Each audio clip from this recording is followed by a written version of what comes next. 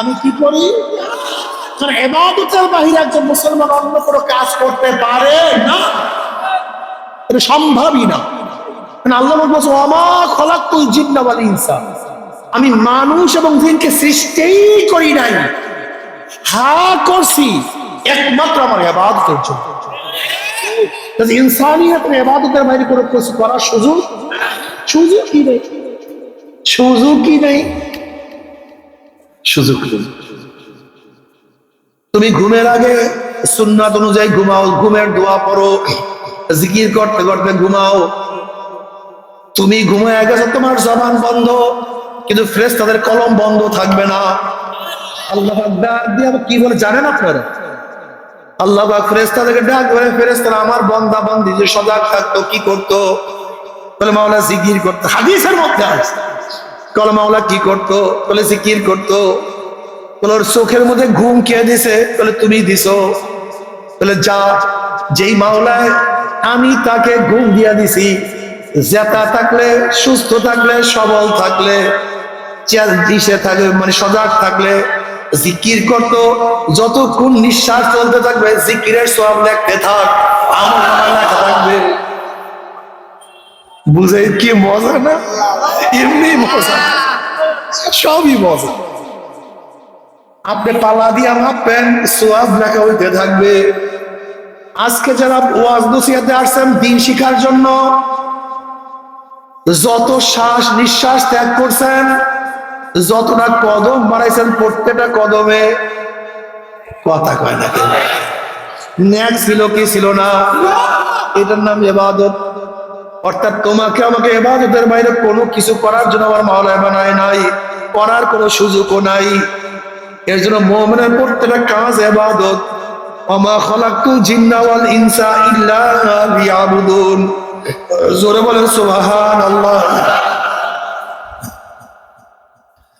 এই আমার জ্ঞানী বাবারা, আমার জ্ঞানী মা বোনেরা কেন খেয়াল করেন না? যদি ঘরের মালিকের সাথে পরিচয় থাকে, যত রাত্রি ঘরে ঢুকেন না কেন কোনো টেনশন নাই। যেরকম শ্বশুর হইতে রাত 3টায় গিয়ে যদি নক করেন, শ্বশুর বলবে কে? বলবেন আব্বু আমি আপনার জামাই। অমনি শ্বশুর নাক দিয়ে উঠবে, এ দরজা খোলো, বাতি জ্বালাও, খাদ্যের ব্যবস্থা করো, বিছানার ব্যবস্থা করো, পানির ব্যবস্থা করো। আমার জামাই এত রাত্রে কেন আসছে? কোন বিপদে পড়ছে? যেহেতু ঘরের মালিকের সাথে পরিচয়, যত রাত্রি ঢুকো কোনো টেনশন নাই, চিন্তা নাই। যদি ঘরের মালিকের সাথে পরিচয় না থাকে, রাত্রে ঢুকো, কে পরিচয় দিতে পারো নাই, এই চোর ডাকাত বদমাস ধর বান অপমান করা, লাঞ্ছিত করা, অপমান করবার, যেহেতু ঘরের মালিকের সাথে পরিচয় নাই, ঠিক কবরের মালিকের সাথে পরিচয় করিয়া যারা কবরে যাবে, কবরের মালিক বলবে হে কবর, আমার বন্ধু আসছে, নরম হইয়া যা। হে ফেরেশতা, আমার দোস্ত আসছে, ওয়াফরুশুল ফরাশ মিনাল জান্নাহ, আমার বন্ধুর গার মধ্যে জান্নাতের পোশাক লাগাইয়া দে, জান্নাতের বিছানা বিছায়া দে, জান্নাতের নাজ নিয়ামত গোটা কবর থেকে ভরিয়া দে।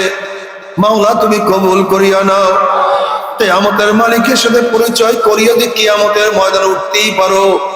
কিয়ামতের মালিক তোমাকে ডাকিয়া ডাকিয়া আরো সে নিচের জায়গা করিয়া দিবে। মিজানের মালিকের সাথে পরিচয় করিয়া দিয়ে মিজানে উঠতেই পারো। মিজানের মালিক তোমার নেকের পাল্লা ওজন করিয়া দিবে। যদি পুলসরাতের মালিকের সাথে পরিচয় করে উঠতেই পারো, ওয়াহিন মিনকুম ইল্লা ওয়ারিদুহা কানা আলা রাব্বিকা হাতমান মাকদিয়া সুম্মা নুনাজ্জিল্লাযীনা তাকাও ওয়া নাযারু যালিমিনা ফিহা জাসিয়া। পুলসরাতের মালিক পানি দিয়া তোমাকে জান্নাতে পৌঁছায়া দিবে। জান্নাতের মধ্যে আনন্দ ফুর্তির মধ্যে লিপ্ত হয়ে যাবা। মা তাশতাহি আনফুসুকুম ওয়া লাকুম ফিহা মা তাদাউন নুজুলাম মিন গফুরির রহিম। আল্লাহ তুমি কবুল করিয়া নাও। বাবারা আমার উপর রাগ করিও না, একটু চিন্তা করিয়া দেখো, যদি কবরের মালিকের সাথে পরিচয় না করিয়া কবরে যাও, অমনি কবরের মালিক বলবে হে মাটি, আমার দুশ্মন আসছে, আমার শত্রু আসছে, হে কবরের মাটি চাপ দে।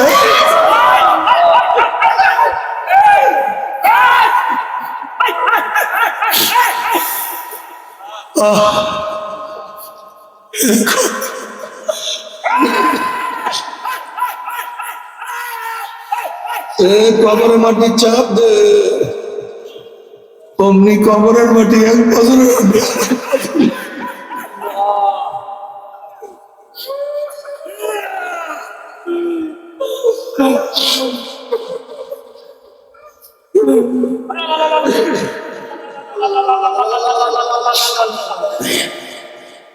ফেরেশতারা আমার দুশ্মন আসছে, কবরের মধ্যে আগুন ধরাইয়া দে, অমনি কবরটা হফরাতুম মিন হুফরাইন নার, একটা জাহান্নামের কুয়া হইয়া যাবে।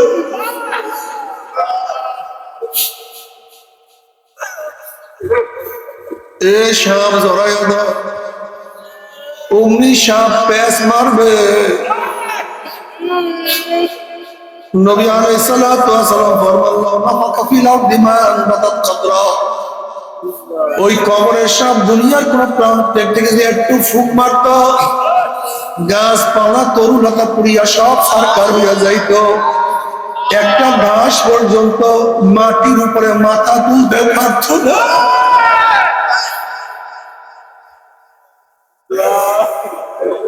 যদি কিয়ামতের মালিকের সাথে পরিচয় না করিয়া কিয়ামতে উঠো, যেহেতু কিয়ামতের মালিক কিয়ামতের ময়দানে ঘোষণা দিবে লিমানিল মুলকু লিয়াউম লিল্লাহি ওয়াহিদিল কাহ্হার, আইনা ফিরাউন আইনা সাদ্দাত আইনা হামান আইনা মুসা, কোথায় ফিরাউন, কোথায় সাদ্দাত, কোথায় হামান, কোথায় আবু জাহল, কোথায় উতবা, কোথায় শায়বা, এ বেঈমানরা কোথায়, এ কাফেররা কোথায়, মুনাফিকরা কোথায়? কিয়ামতের মালিকের সাথে পরিচয় যদি না থাকে, কিয়ামতের মালিক ধাক্কা দিয়া সূর্যের গরমের নিচে ফালাইয়া দিবে।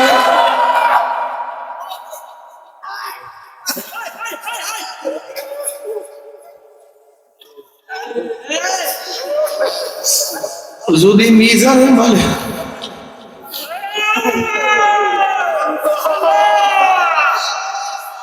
যদি মিজানের মালিকের সাথে পরিচয় না করিয়া মিজানে উঠবো, আম্মা মান খাফফা মাওয়াজিনুহু ফাউম্মুহু হাবিয়া, অমনি নেকের পাল্লা হালকা হয়ে যাবে, গুনার পাল্লা ভারী হয়ে যাবে। আল্লাহ আমাদের সবাইকে মাফ করিয়া দাও। যদি পুলসাদের মালিকের সাথে পরিচয় না করিয়া পুলসাদে উঠো, ওয়ানাযারু যালিমিনা ফিহা জিসিয়া,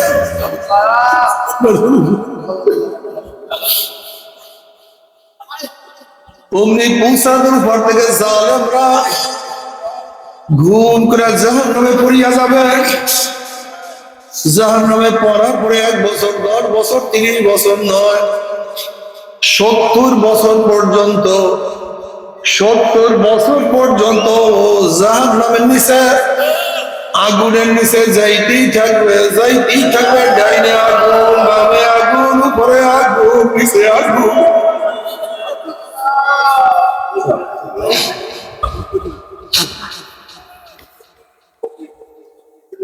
ও মুসলমান মুমিন বাবারা, আমার ফের রাগ করিও না।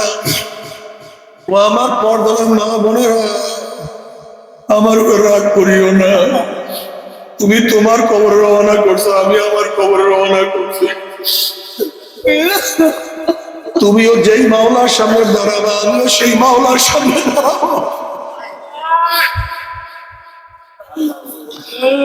তুমি যেই পুলসিরাত পাড়ি দেবে, আমিও সেই পুলসিরাত পাড়ি দেওয়ার জন্য প্রস্তুতি নিচ্ছি।